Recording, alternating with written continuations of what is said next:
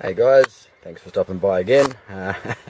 Happy New Year. Just a quick update on the van. And just made an addition of the 12 volt ports, and I've just come around the front and I've realised that's not particularly straight. I might be able to straighten that. There we go. That looks a bit better. 12 volt ports straight off the battery. So when I mean straight off the battery, I mean through a fuse. Obviously everybody needs some 12 volt outlets. We've got the one in the car at the front and there's one at the back. I wanted some additional ones that would run off the auxiliary battery, where the one at the front, the cigarette lighter socket, and the one at the back both run off the starter battery, and we didn't want that.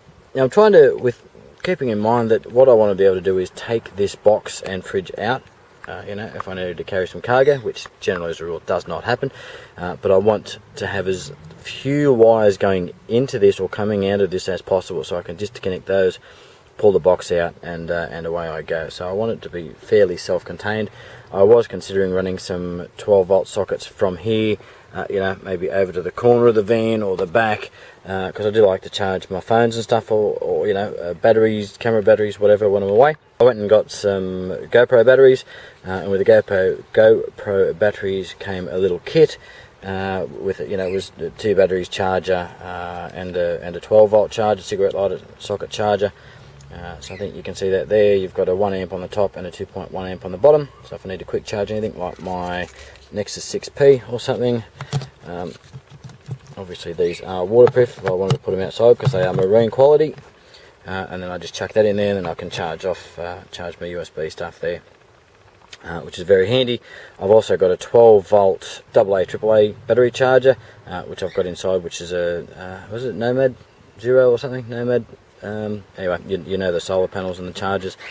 So that's the purpose of that there. So I can charge up some AA and AAAs. And if we go around the other side, around to this side,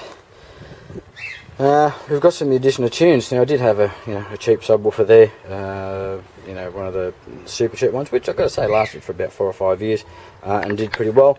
This one's a kicker, Compar T series, I suppose. Don't know a great deal about it. I expect it cost me about $400. That's Australian as well, guys. We get absolutely raped at the counter when it comes to electrical type stuff. But you can see this is a low profile. This is a 12-inch driver, and the box, the reason I went with this is basically because of the box. You'll see that for a 12-inch driver, that is absolutely tiny. Now, as much as I still wanted some bass in the car, I did not want to sacrifice, you know,